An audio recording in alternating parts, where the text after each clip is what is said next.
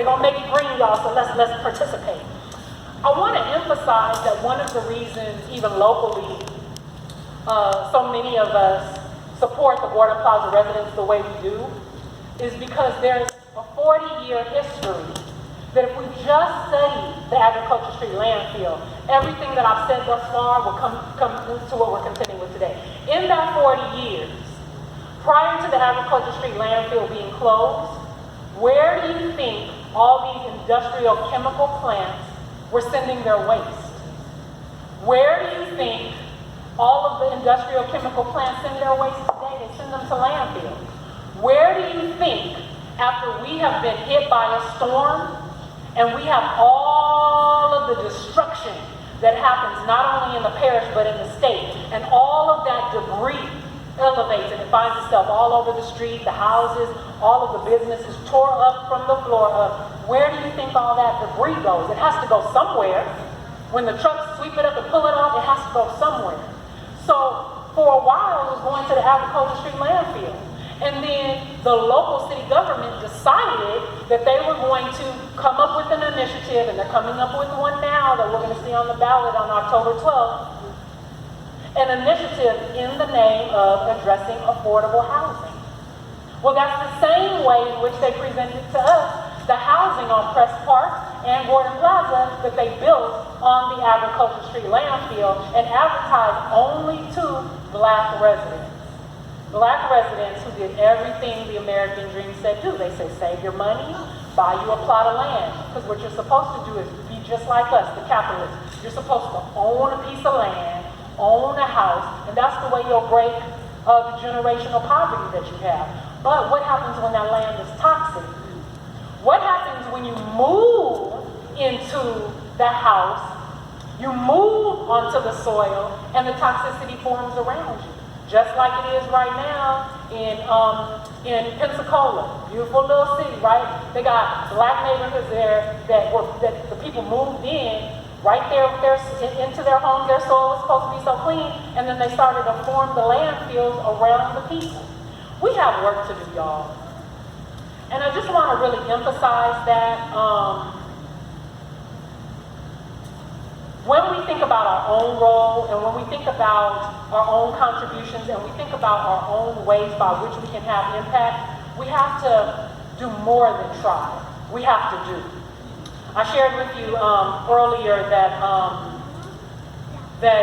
Omar and Talib, that Omar had actually voted no to the imperialist war budget.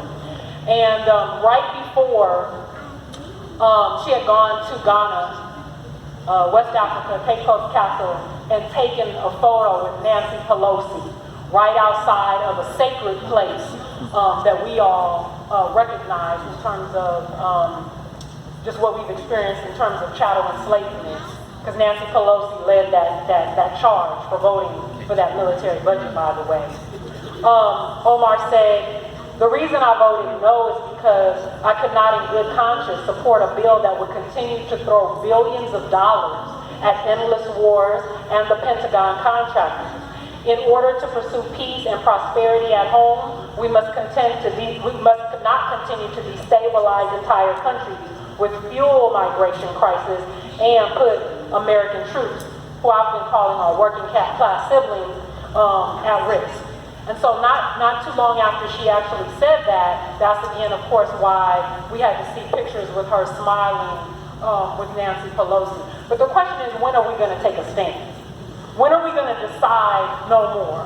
And when are we going to do so boldly and proudly? And when are we going to do so collectively? So what about the future? As we think about the current dominant economic structure, it's focused on profit. It's focused on growth. It's focused on expansion and more profit and more growth and expansion. And one of the things that we know is that we don't actually need to keep supporting extractive industries for us to make the kind of forward movement that we need to make. They don't want to tell us this. They want us to believe that we have to find replacements for the oil.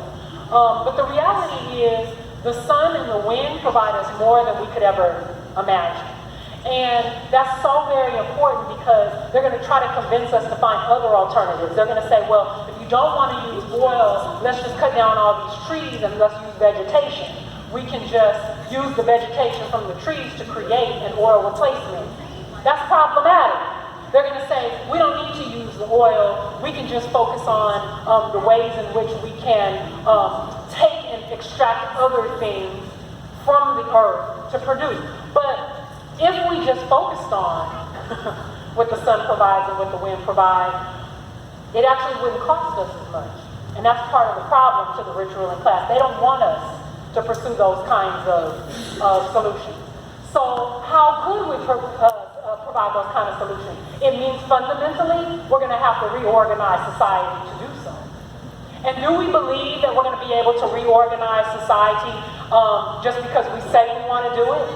Do we believe that we're going to be able to reorganize society and the rich ruling class just turn over all of their means of production and all of the surplus that they've accumulated? What's it going to require? It's going to require some struggle. And I'm not talking about the kind of struggle that's like woe is me kind of struggle. I'm talking about the kind of struggle that exists when you play tug of war, right? When you play tug of war and there's people on two sides of the rope, you pull in your direction so that you can win the tug of war. We're saying right here and tonight, collectively, we're asking you to get on the right side of the rope. And we're asking you to start pulling. Because we're going to have to engage in some class struggle. We're going to have to engage in some class struggle that says, we understand that the rich ruling class is on the other side of the rope. But here's what I want you to know and feel with great confidence. There ain't that many of them. We are the majority. And if we would just not be fooled to jumping on the wrong side of the rope, and if we would just not be fooled into standing on the sideline and watching while the tug of war happens, we're asking you tonight to put your hand to the side of the rope where the working class exists, because I promise you there's more of us. And history has shown us time and time again that every time we do come together and we unify with some political principles that ground us, there's nothing that we are unable to accomplish. Because again, capitalism is driven by profit. Today, there's more people who feel comfortable saying that they're socialists. You hear that more now, right? You hear more people saying that they're socialists. But the reason you have somebody like AOC who says, well, I'm a Democrat socialist, is because at the end of the day, they have to swoop up all of those revolutionary-minded people who want to take that step and jump on the right of the side of the road. They got to swoop you all up into the Democratic camp. They got to make a little space for you that's called Democrat socialist, but you all still part of the same team. The Democrat team and the Republican team and the Democrat socialist team, all they are special teams. That's all they are. Special teams for one team, and it's the capitalist team. But people are making those connections, so they're thinking, oh, I'm a Democrat socialist, so I'm doing big things. But why haven't you asked your candidate why he funds a military budget that supersedes anything we've ever seen for children, we've ever seen for families, we've ever seen for education? Why aren't people challenging Bernie Sanders at every turn? And let me tell you what makes Bernie Sanders so dangerous, and I hope you listen to Bernie, is that when you go before a people where there's more people who are excited to say that they're socialists and step out there and take that leap of faith, because they're like, I know that there's something wrong with capitalism. I know it's not right. I know they keep bombarding me with that's the way of life. But when Bernie Sanders says he's a socialist and he votes in favor of an imperialist war budget that bombs other nations of people, and I do say nations intentionally. He's bombing other nations of people. How can you say that you're a socialist? There's no way that you can, because socialism, if we're anchored in political principles, doesn't align with funding military war budgets. But he needs those votes, right? So if we're willing to do whatever, however, to secure a vote, that means you're not trustworthy. And I would say that if Bernie were here. I would. That's why they don't invite me to those forums when Rashida Tlaib comes and everybody, all the people sitting in the room cheesing at. That's why I don't get invited to stuff like that. But that's okay. That's okay. Because I'm hoping that one of you will slip in next time and you'll ask the question. Because there's got to be more of us who are contending with these issues. I also just want to say to you today that there are people around the globe who are fighting. We had the opportunity to spend some time in Gordon Plaza with Desmond Desai. He's an environmentalist out of South Africa. One of the things that he said to us is that you should never be afraid in any of the organizing work you do to stand in solidarity with the workers. Because when the workers see that you are standing in solidarity with them and you are supporting them, they realize we're one and the same. You're just a resident by night, but you're a worker by day. We're all, if we have not inherited, like the rich ruling class, a home, a car, and all these things, you're working for somebody cutting you a check. And even when you become a part of the gig economy, and they say to you, you know what, you're an independent contractor. You know what I'm saying? You're an entrepreneur. You're doing your own thing. You broke free from the man.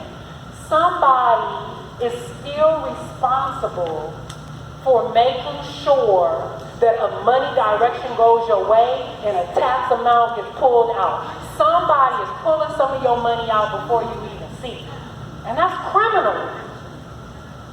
So we need to ask ourselves, what side are we on and who are we fighting for? When Desmond Desai said that, we should believe him because he has been in community and able to shut down over 40 plants in South Africa. Over 40. We got so excited because there was a Chinese plant right here near St. James.